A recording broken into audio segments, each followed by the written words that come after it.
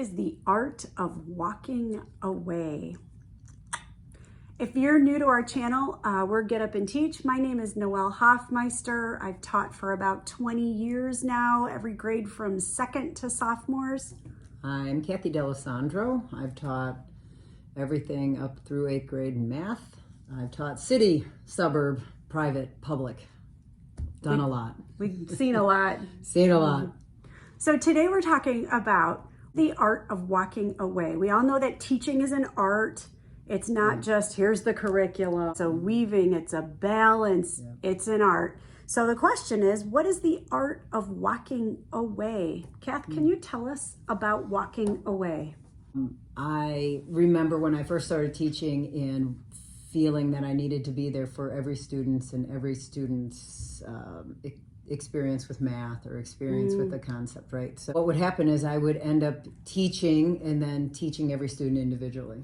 Gotcha. So as they're doing the problem and they're like, I need to, and then you're there and you're you're rescuing them. I'd rescue. Almost tutoring, like let me hold your hand through every step of this equation. So there was this paradigm shift where I thought, I need to come along and figure out just to get them a little, for the lack of it, a little Scooby, a little snack, a little something, something. But then I had to walk away or they were never going to own it. They were never going to own it and create that independence. So what you're saying is when teachers do the whole thing standing next to a student, it's not building the student's ability to do it. They become incredibly dependent. Mm-hmm.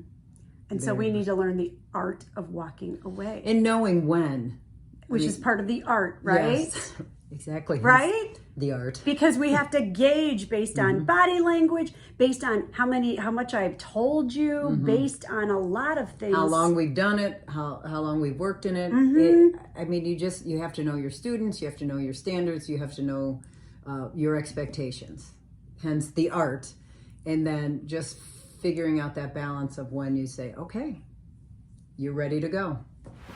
Teachers, we would love to hear from you. We all battle this. Either you stay too long or you don't stay long enough. Which is your propensity? What do you feel yourself doing more that you kind of have to fight? Because we all fight something. So then, if we learn this art of walking away, how do we teachers not feel guilty, Kath? Because there's always a kid going, right? And they're about to cry, and emotions play a huge part in this. Yeah, half our platform is on emotions. Right?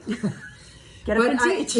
But is that, just speaking from experience, when I help too much, I have found when it comes to an assessment or formative, summative, whatever it may be, I've created these kids to be completely dependent.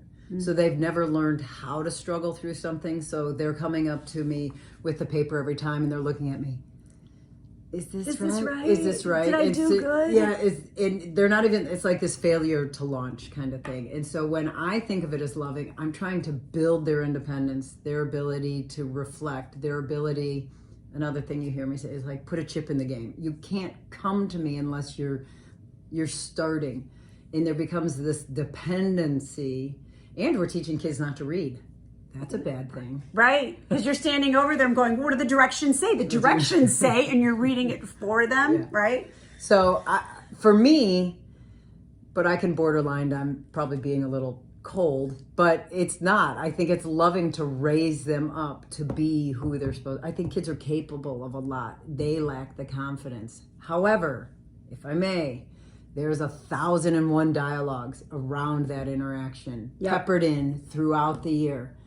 After the test, when you're talking about how well they did or what they got right, after a homework assignment, after they might have tried and got it wrong, but they tried, it's all those follow-up conversation, again, back to the art of walking away, knowing your student, knowing when to do it.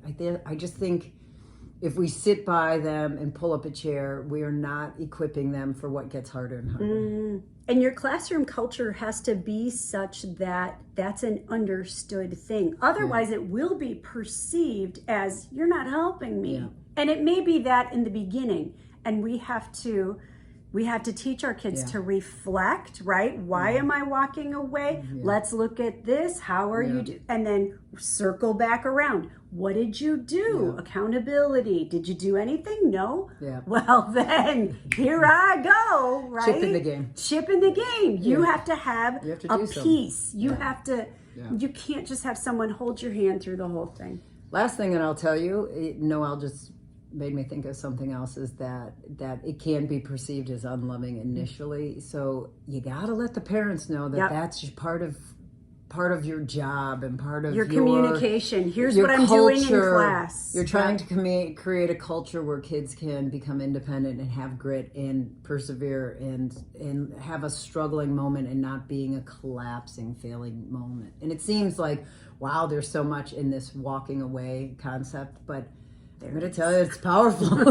Right? It's powerful. It's like, you could do this. You can do this. And then celebrating those little victories, even if it's not 100% success. A point, 2 points. And what you were accomplished, it's praising the steps. For more information on that, go to our website and check out our fabulous resources. If you like us, subscribe. Where do they subscribe? Right here. Not here. What about here? We'll see if I can do that. Or there. Thanks for thinking with us about the art of walking away. See you next time.